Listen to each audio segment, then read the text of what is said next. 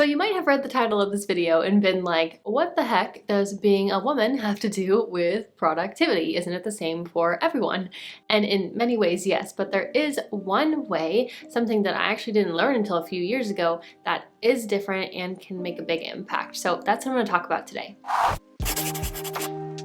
Hey guys, welcome back. If you're new around here, my name is Jills and I talk about things like feminine energy and self-improvement and wellness for women. So if that's something you're into, be sure to hit the red subscribe button below as well as the notification bell so you don't miss when I put out any new videos. So when I first started writing out the outline for this video, I immediately thought of, okay, do you remember the pen company Bic many years ago?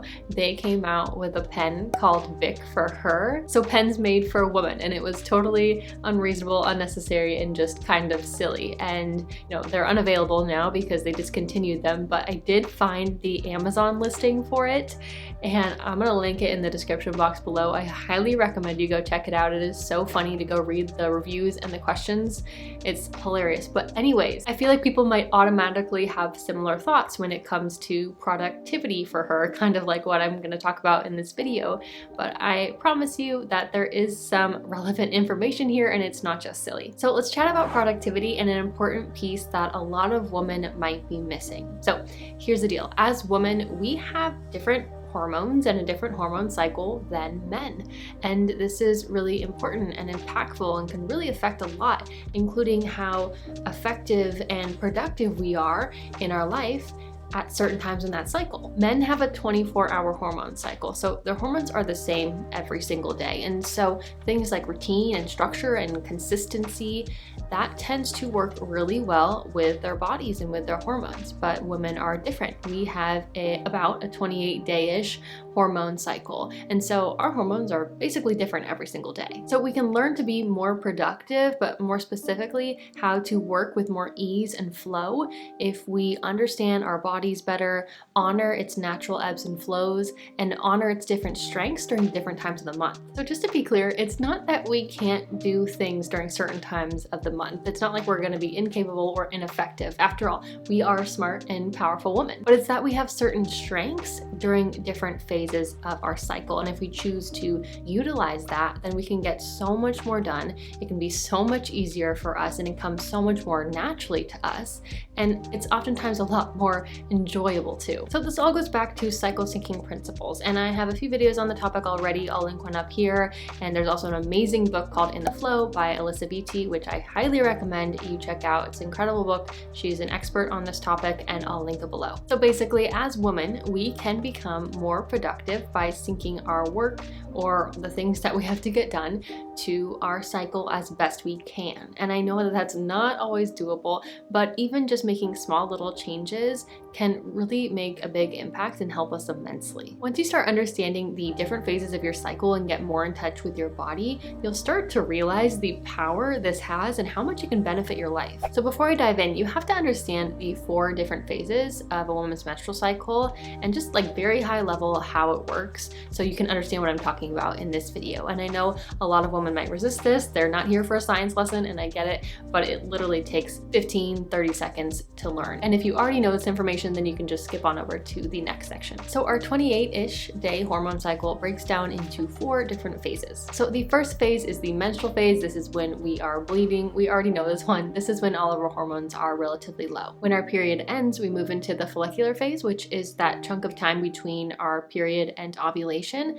And this lasts about 7 to 10 days or so, and that's when our estrogen is slowly rising. Next is the ovulatory phase. This is when we are ovulating and can conceive a child. So this lasts about 3 to 4 days, and this is when our estrogen and luteinizing hormone peak. And last is the luteal phase. This is the time between ovulation and our next bleed, and this lasts about 10 to 14 days or so. Now towards the end of this phase, this is when our progesterone, our estrogen, and our testosterone, they're all starting to fall to their lowest points, and so this is when it's really common to see those signs of PMS. So that is all you need to know. So it's pretty easy. So let's get into how to be more productive during each phase in your cycle. So let's start with the menstrual phase. How can we be more productive when we're on our period? So this is one of the times in our cycle where our intuition is much stronger. And so this is a really good time to take some time to sit back and reflect and think about what worked well for you this past month, what didn't work out well for you this past month, what should you change going forward, what are your goals and intentions for the next month? Are you getting any intuitive hits or downloads about your work or your business or the things that you have to get done? Because we are naturally more intuitive during this time, we tend to get better clarity and insights about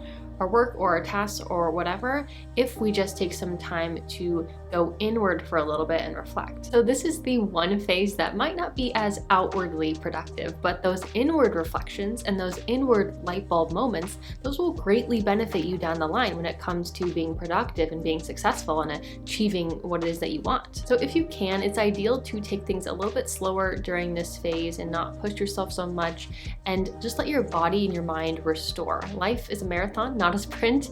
And so if you just keep pushing and pushing yourself and not giving yourself a break, not giving yourself time to slow down, then a lot of times your body will force you to take one. And those usually aren't quite as fun. Think of your period like your inner winter. So more sleep, maybe more food, but once you've honored that season of your cycle, you're gonna have so much more energy and vitality as you move out of it. So this is more of a productivity in the long run kind of situation. I know that taking it a little bit more gently around this time is not always easy and not always socially acceptable, like for example when you work with other people, but just do the best you can to not overload yourself during this time. It's usually not worth it. Because here's the thing, you can absolutely push through and do everything like normal and still create amazing work, but it might not be as effortless as if you were doing it in another phase in your cycle. So maybe something that would take you 3 hours to do in one phase might take you 5 hours to do in your menstrual phase. And ultimately, productivity is about doing things with as much ease and flow as possible. I encourage you to not look at this as a weakness, because it's not. It's just a different way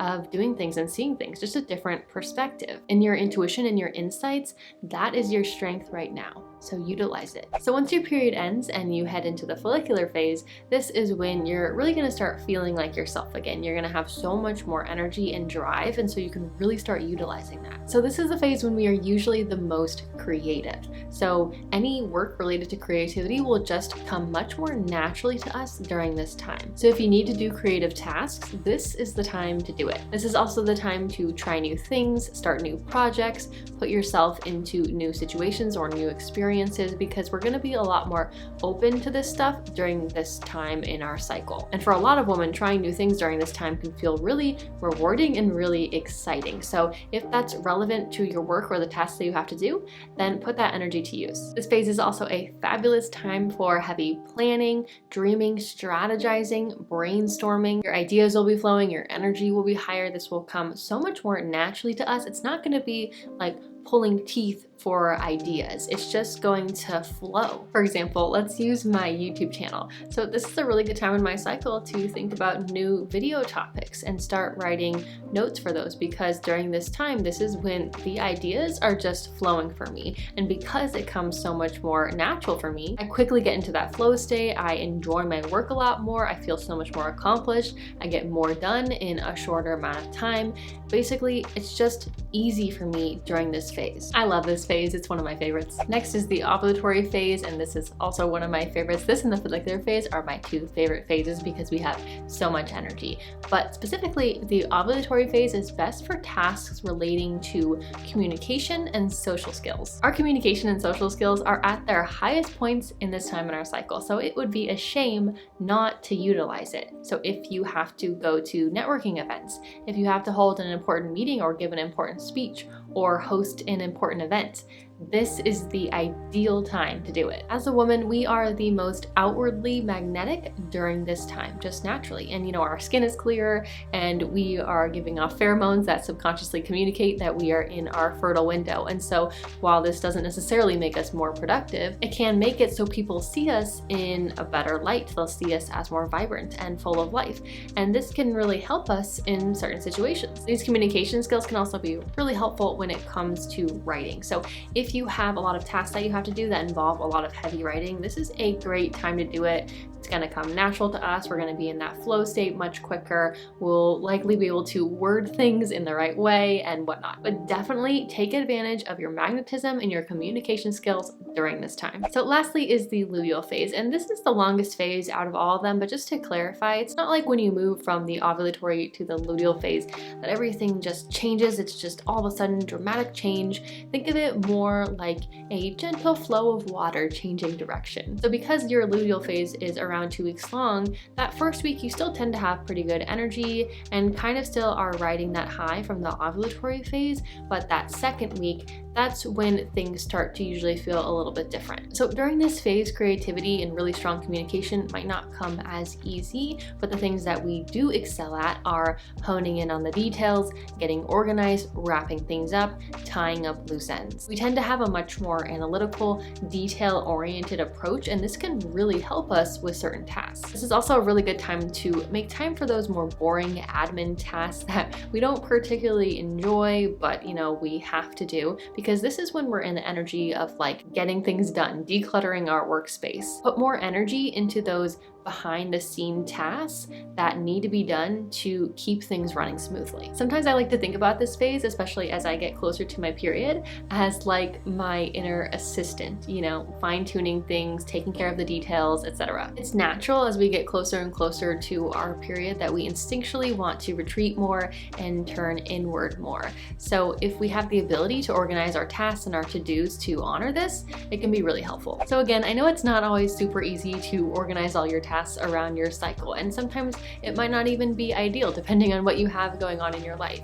But I really encourage you to be more aware of your energy levels and your strengths during each phase in your cycle, and try to take advantage of them as much as you possibly can in whatever ways feel right to you. Learning this and harnessing the different strengths in my cycle has been the biggest game changer for me, and I try to do this as much as I can while not trying so much that I stress about it. If you got value from this video, please hit that like button so hopefully more women can learn about this information and understand how fascinating their bodies really are. And if you want to learn more about cycle syncing, I have these 2 videos right here, one on how to eat better based off of where you are in your cycle, and how to work out more effectively based off of your cycle. Both of them are very interesting. I encourage you to go check them out. Bye guys.